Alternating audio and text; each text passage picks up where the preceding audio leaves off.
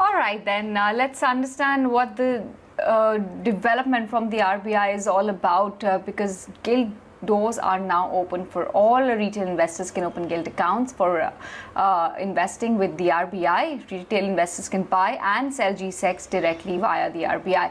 Individuals can open accounts via eKuber system. RBI will be releasing a retail direct trading soon as well. What we would want to also understand is how is direct gilt trading allowed in countries like Brazil and the USA, how one buys G-Secs currently. These are some topics we hope to explore. We have with us Mahendra Jaju, who's joining us from Mirae Asset Management India. We also have Mrin Agarwal from FinSafe as well to talk about the same. Thank you so much for joining us, guys, and welcome aboard. Let me take it across to Mahendra first. The new norm allows for retail investors to now open gilt accounts directly with the RBI. Currently, it allows for participation via exchanges and also secondary market actually. So how does this change things for investors?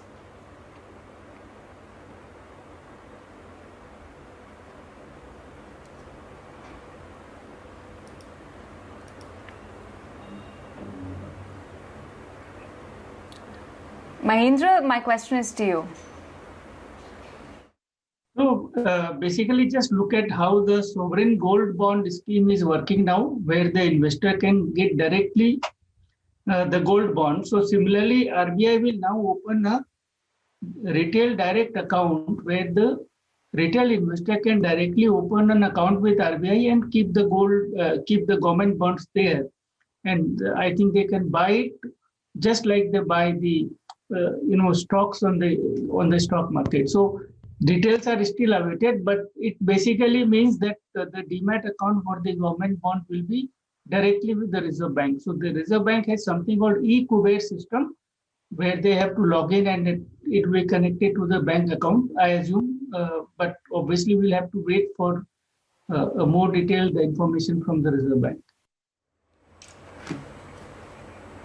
Mrin, I just want to rope in you as well in the conversation. What does a retail investor get when essentially he or she invests in the government securities?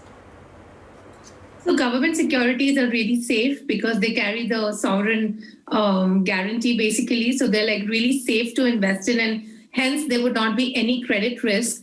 Now, for some investors who are looking at a buy and hold strategy or essentially, only investing in government bonds so that there's no credit risk and who have a long-term time frame, they actually now have an opportunity. I mean, they did have it earlier also because there was a mechanism through which retail investors could invest into gilts directly, but now they have an opportunity to actually invest into these. And I would think that these would be typically long-term buy and hold investors who are there essentially for the yield that the bond is giving them.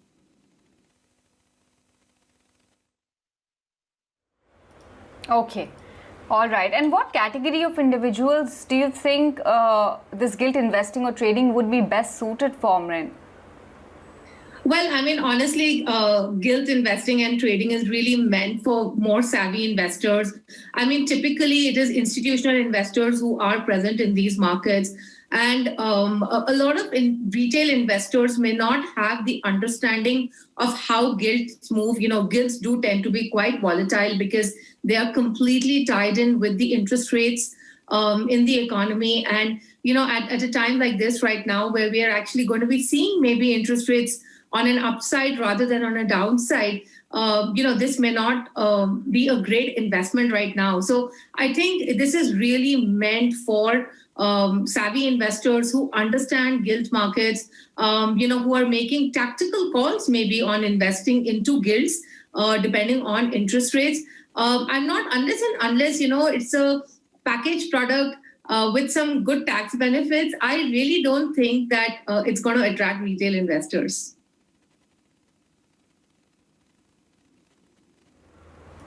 So, are you trying to say that this could perhaps be a product that's better than small saving schemes like PPF, etc.? Well, I mean, right now, the small saving schemes are actually giving you a better return because if you look at the 10-year bond yield right now, it's about between 6.1 and 6.2. and the coupon is going to be lower, right? So currently, I would say no, because a lot of the small saving schemes are, first of all, giving you a tax deduction. And secondly, they are actually giving you a higher return. And in cases like PPF, of course, the return is also tax free. So, not my answer is no.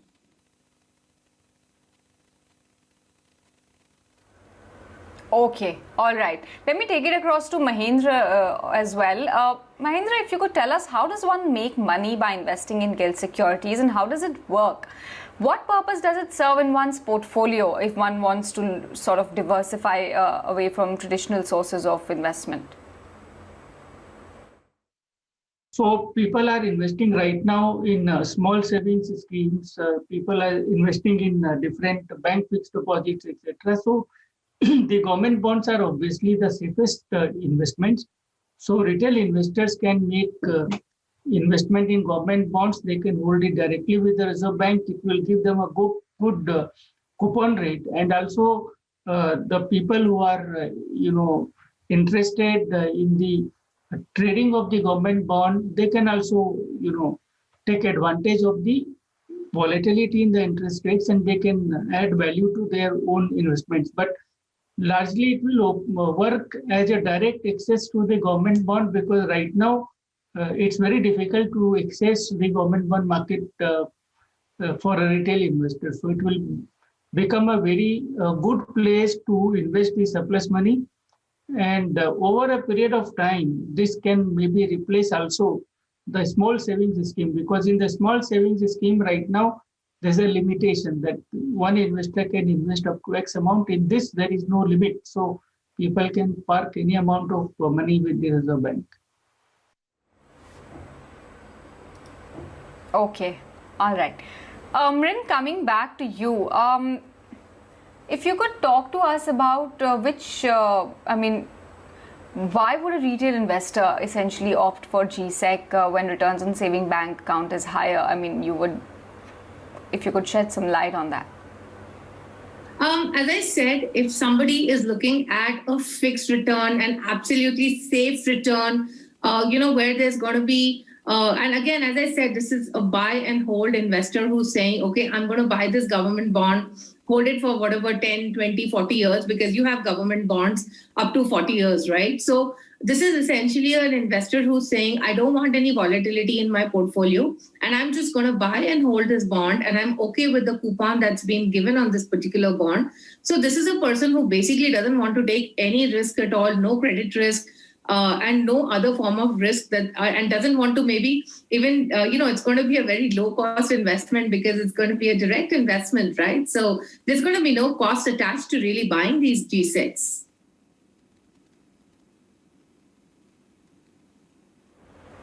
Understand, makes sense.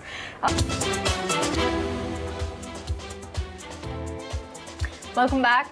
You're still watching The Money Show on ET Now. Mahendra Jaju and Rin Agarwal both are still with us, and we were talking about gilts and why you should be considering an investment in this particular asset class. Moving on then to Mahendra Jaju. If you could start once again by telling us, for the benefit of our retail investors who are watching the show, could you explain how gilt account or buying GSECs directly via that account will differ from owning accounts or owning units of a gilt fund? See, gilt funds are again a different product as compared to this. So again, let me put the rider that we are still awaiting more details from the Reserve Bank. But in a gilt fund, either you have a gilt fund where the maturities are, a diversified basket of different maturities of securities, or you may have a constant maturity, let's say 10-year gilt.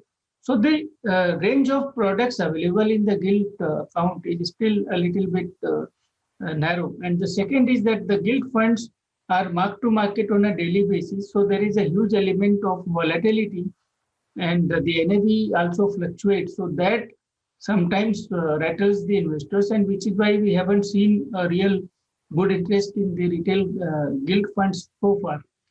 But when you buy a security with the RBI directly and you keep it, it is just like a tax-free bond where you don't see the NAV change on a daily basis because of the change in the market rate. So I think in the absence of the volatility hammering into the investors' face every day, their ability to hold it through a volatile interest rate period will be much higher. And then finally, as I said, that in case of the direct access to the Reserve Bank, investor can pick and choose his maturity. So he can choose to buy a 3-month T-bill, or he can choose to buy a 40-year gilt. So everyone can match his liability horizon or his investment horizon with the kind of security that is available. And finally, in case of the direct holding with Reserve Bank, there is a range of coupons. So some people may buy high coupon security at a premium. Some people may buy a discounted security for a higher yield. So there are, but in gilt fund, the fund manager decides what securities he will buy. So the investor's choice is limited. So these are some of the differences between a gilt fund and a direct holding with the Reserve Bank. But I would personally feel that the biggest difference is that because there is no daily NAV, there will be no volatility in the pricing, and therefore the investors will have the ability to hold it for a longer period.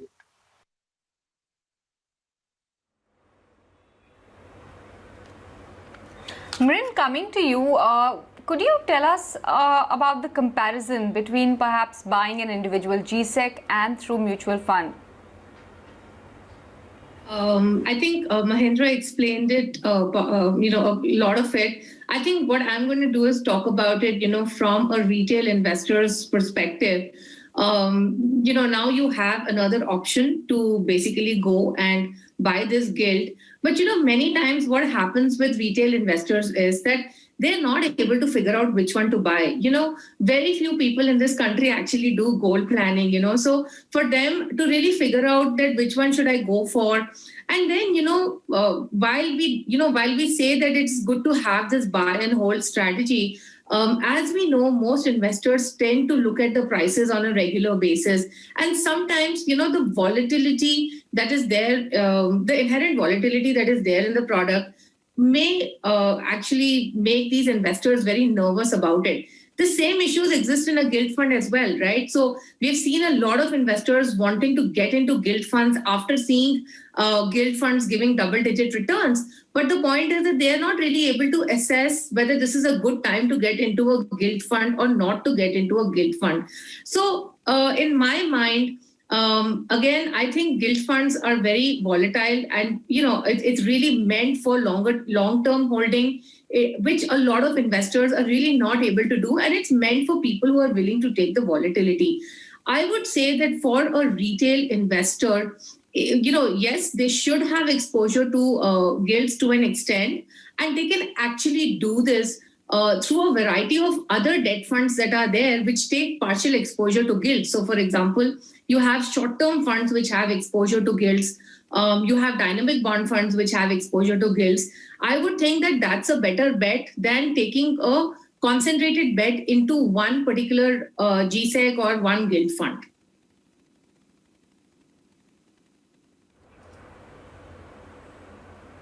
Okay.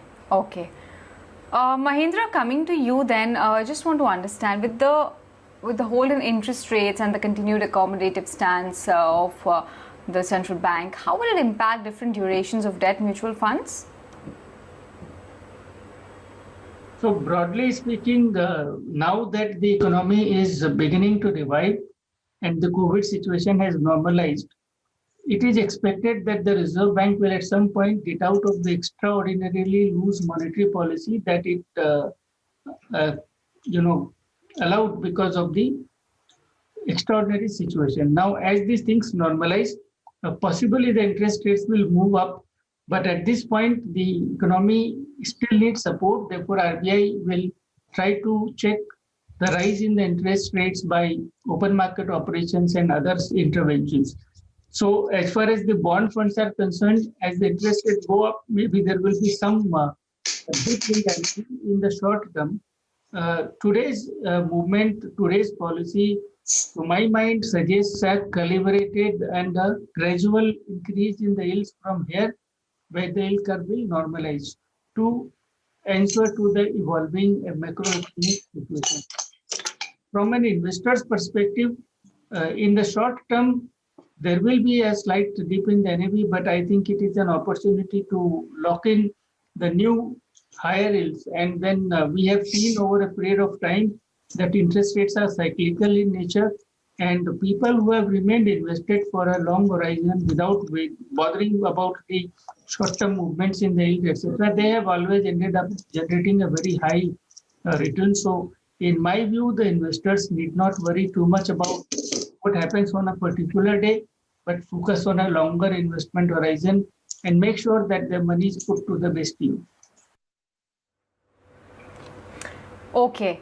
Mrin, just one quick question before we let you go. Could you tell us how the taxation works for government securities? Coupon that you get, so that there's a half yearly interest that comes to the investor, and this half yearly interest is going to be taxed as per slab. Since these are listed bonds, in case of listed bonds, if you hold it for more than 1 year, it qualifies for capital gains, long-term capital gains, which is taxed at the rate of 10% without indexation. If you exit it before 1 year, then it is taxed at the rate of 15%.